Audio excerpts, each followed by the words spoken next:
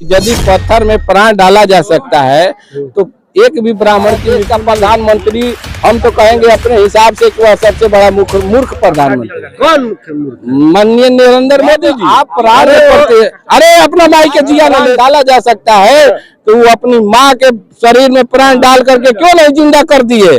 माननीय नरेंद्र मोदी जान करके हार्ट अटैक कर गया कि वहाँ पत्थर में प्राण डाला जा रहा है। हम लोग साला विज्ञान के मामले में इतना आगे तो वो नहीं डाल पा रहे हैं। मूर्खों की संख्या सबसे ज्यादा। राम ने अपने मेहरानू को समझा और नरेंद्र मोदी ने अपने मेहरानू को समझा और ये दोनों हो गए युग पुरुष। कैसे हो गए? तो राम जी का जन्म स्थल याद है, मरण स्थल कहिया हुआ था?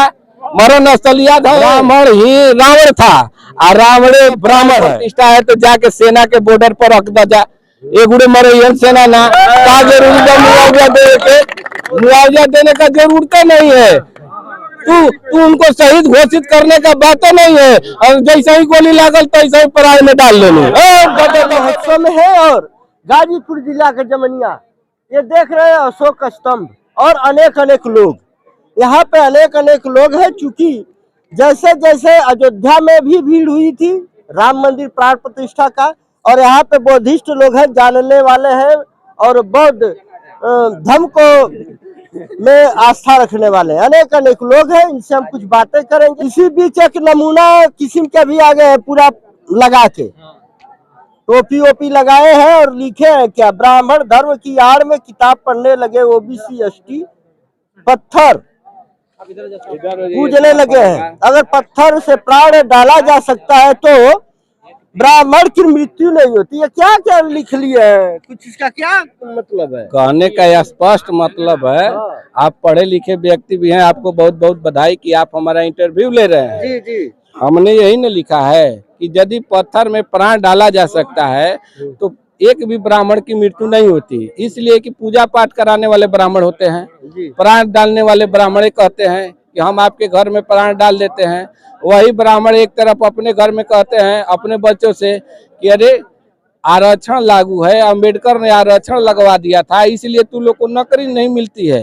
और हम लोग ओबीसी एससी एसटी के घर में आगे कहते हैं कि राहु का इधर हो गया है, केतु इधर हो गया है, शनि ग्रह भारी हो गया है, जैसे कि इसको शनि ग्रह का कुल ज्ञान है। तो वह जो आदमी कहता है जैसे हमारा देश का प्रधानमंत्री, हम तो कहेंगे अपने हिसाब से कि वह सबसे बड़ा मूर्ख प्रधानमंत्री। कौन मुख्य मूर्ख? माननीय नरेंद्र मोदी जी। इसलिए कि जब आप प्राण करते, अरे अपना माई के जिया न ले, महाराज कह रहे हैं अभी मीडिया से हो करके वो अपने माँ को क्यों नहीं। अरे भैया विकास छोड़िए ना, प्राण पर बात आ जाइए करने के लिए। यदि उनको यही था कि प्राण डाला जा सकता है तो वो अपनी माँ के शरीर में प्राण डाल करके क्यों नहीं जिंदा कर दिए। माननीय नरेंद्र मोदी जी जा करके पूरे भारत को बदनाम कर रहे हैं पूरे विश्व में। अमेरिका वाला कुछ वैज्ञानिक बेचारा जान करके हार्ट अटैक कर गया कि वहाँ पत्थर में प्राण डाला जा रहा है। हम लोग साला विज्ञान के मामले में इतना आगे तो वो नहीं डाल पा रहे हैं। हार्ट अटैक हो गया अमेरिका तब अरे कैसे का मुंह से कह रहे हैं और कैसे कह रहे हैं, दिमाग है तब कह रहे हैं। ऐसे ही नहीं यह सब कहे हैं कि पढ़े लिखे मूर्खों की संख्या सबसे ज्यादा है, सबसे ज्यादा ओबीसी युग पुरुष है बताने वाले पुरुष के है जौन मेहरानू के ना चमर जलस। अरे न राम ने अपने मेहरानू को समझा और न नरेंद्र मोदी ने अपने मेहरानू को समझा और ये दोनों हो गए युग पुरुष। कैसे हो गए युग पुरुष? कहाँ के युग पुरुष, कहाँ के युग पुरुष आप बात कर रहे हैं भाई? जो अपनी पत्नी की रक्षा न कर पाए और कहता है हिंदू धर्म अहिंसा, तो हिरण के पीछे लगल काहे था भाई? जब तुम लोग को मर्डर नहीं करना है तब क्यों हिरण के पीछे लग गया? जब लौट के आया तो एगो हनुमान के नाम में बानर तुम्हारे यहाँ गया और बनरा कहाँ चला गया, जमवंत कहाँ चले गए, बहुत तरह से कहाँ चले गए। अरे कहाँ कौना स्थल पर गए? आपको राम जी का जन्म स्थल याद है, मरण स्थल कहिया हुआ था? मरण स्थल याद है? कहाँ मरल है? तो यह सब ढोंग है। आप बताइए कि घाड़ा में कहता है कि सीता जी जन्म गई। अरे घाड़ा में कैसे बेवकूफ सीता भी जन्म जाएंगी?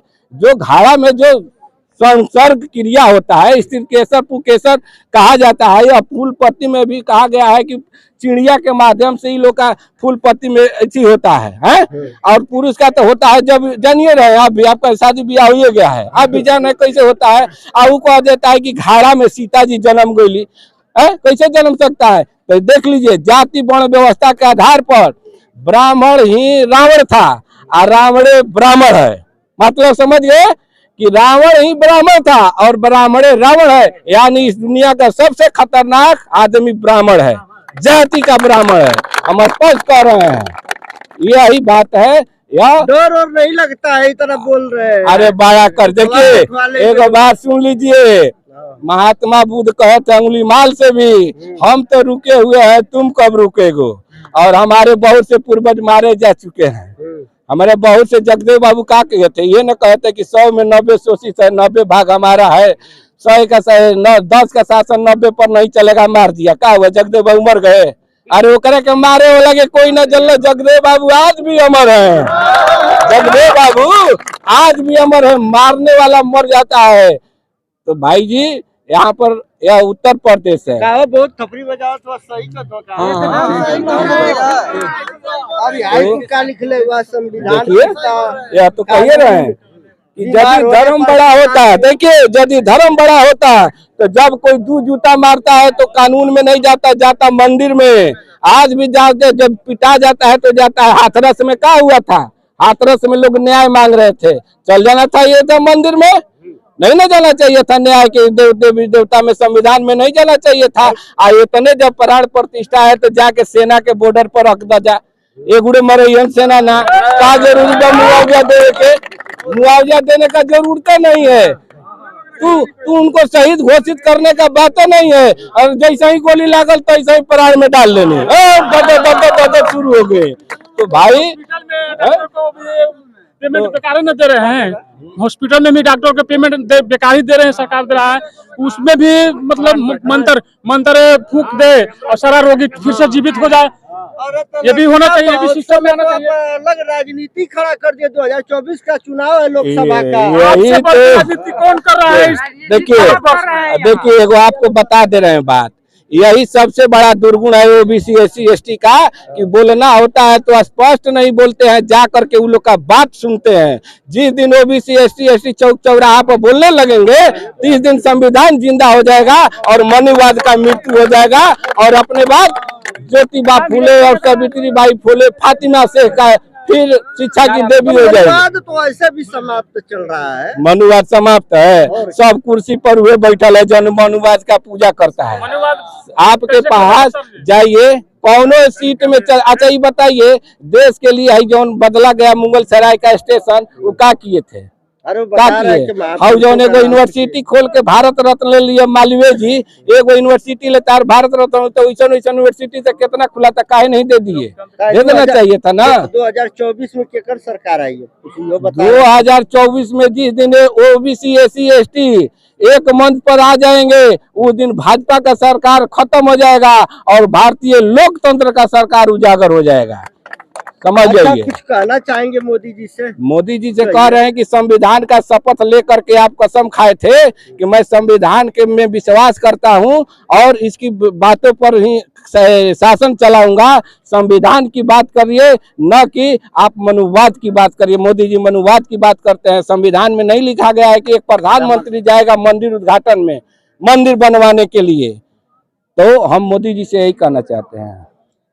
दोस्तों, हम इस समय लटिया महोत्सव जमनिया में थे और यहाँ पे आप देख रहे हैं अशोक स्तंभ।